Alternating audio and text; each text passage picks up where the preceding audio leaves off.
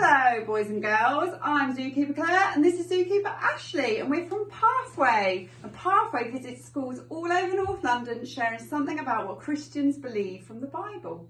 And this year we are looking at some of the animals in the Bible as part of our Bible Zoo series. What are you doing over there, Ash? Just hang on a second. Hello, is that Burger King? Yes. I'd like to buy a new car, please. Something with 4 wheels and 5 doors and a steering wheel. Why are you asking those people to buy a car from them? They're not going to have cars there. Now, can we get on with the assembly? Maybe that's why they just hung up on me. Hang on, I just need to phone my daughter and see if she can give me a lift to the train station. Hang on a second. Your daughter's like 5 years old. Yeah.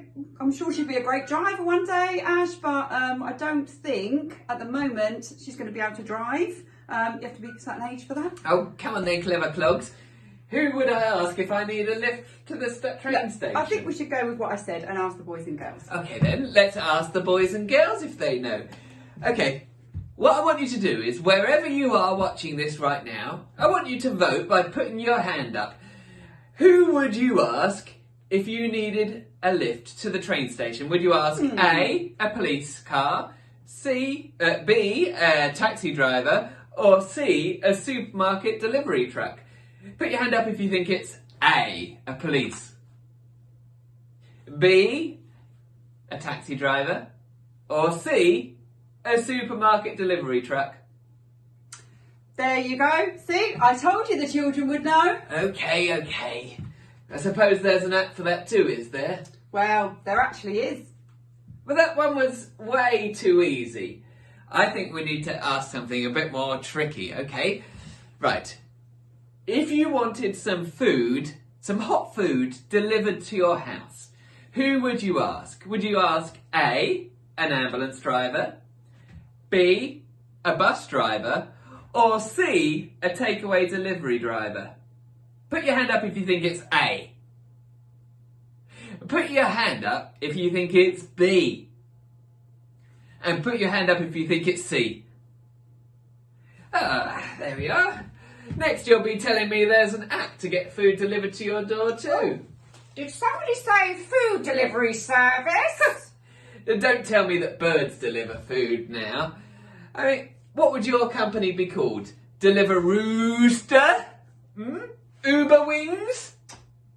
Well, actually, it's called Did Somebody Say Just Speak? Very funny. Birds don't deliver food.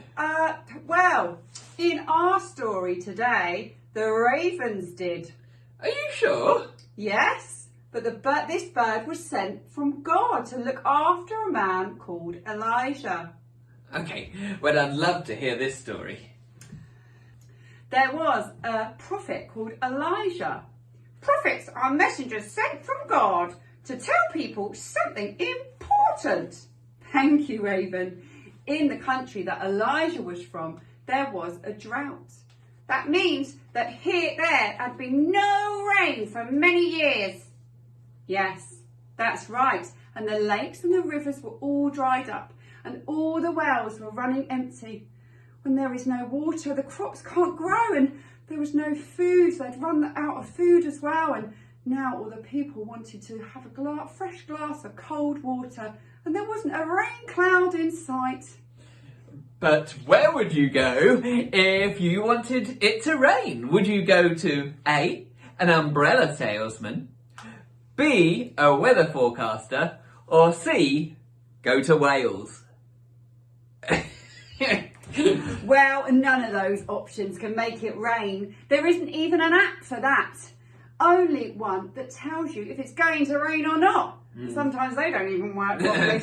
The Bible says that there is only one who can control the weather, and that's the one who made it in the first place. And he made the world and everything in it. God gives us life and provides good things for us. Sometimes you don't know what you've got until it's gone. It's easy to take the things we have for granted, isn't it? And lockdown reminds us of that, doesn't it? There's been things that we took for granted, like seeing friends and family or going to the places we love. I bet that for God's people, when there was no rain though, so when that was taken away, they quickly remembered to go to God and ask him for help. You would think that, wouldn't you? But God's people had forgotten all about him and stopped listening to him. Instead, their king Ahab had his own idea. He made up his own statue and to his god and called it Baal, and all the people were meant to bow down and worship the statue. Baal was the god of the rain and the dew. Yes, so surely Baal was the right person to ask for rain. They even built a temple for Baal. Surely that wouldn't work. But still, there wasn't a drop. It sounds a bit like me trying to ask a fire engine for a takeaway or to ask a doctor to build me a shed. They're looking in the wrong place, aren't they? But God's messenger Elijah laughed and worshipped God. He knew that God gives us life and provides good things for us. God made the world and gives us the sun and the rain and cares for us by giving us what we need. You know, Elijah tried to tell that to King Ahab and the people, but they wouldn't listen. Instead, they tried to get rid of him and anyone who dared to question the king. So Elijah had to get out of there. You know, even though there had been no rain and everywhere was dry, God showed Elijah a brook that was still flowing with lovely fresh water to drink. Wow, he had his own personal water supply. But how about food? Well, this is where I came in, you see. God sent me to Elijah every day with a food delivery of bread and meat. Wow, so birds did deliver food. I've never heard of that happening before. Maybe I'll see if that pigeon over there will get me a McDonald's. Oh, I don't think so. These birds were sent from God, remember? Anyway, God cared for Elijah. The time came for him to return to speak to King Ahab, to tell him that it was going to rain. Elijah told King Ahab to bring lots of people with him who worshipped Baal and to meet him on Mount Carmel.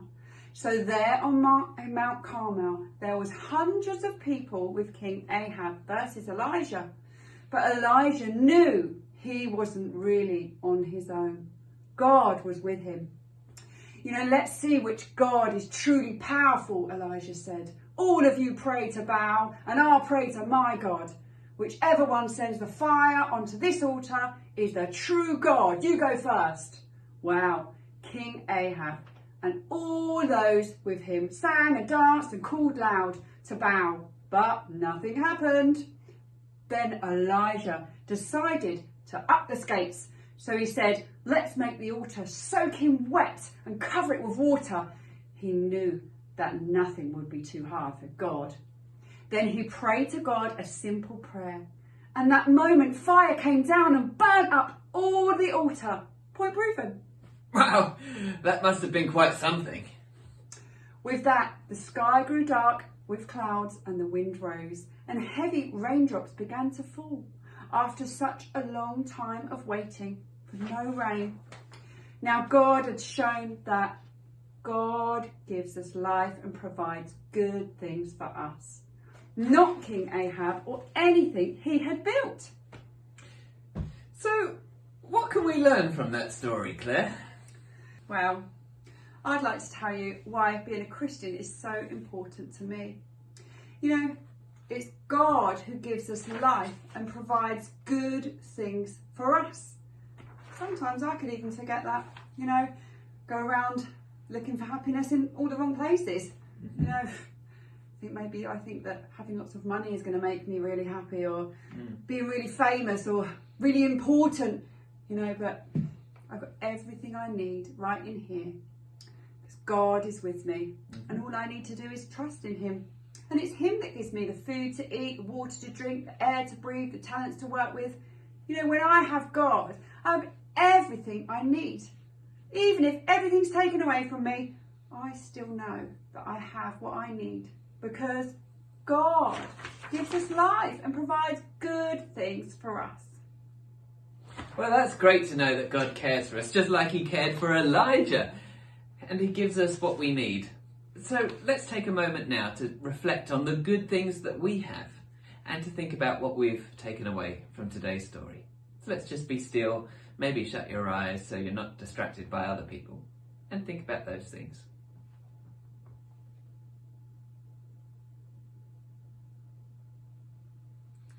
Great.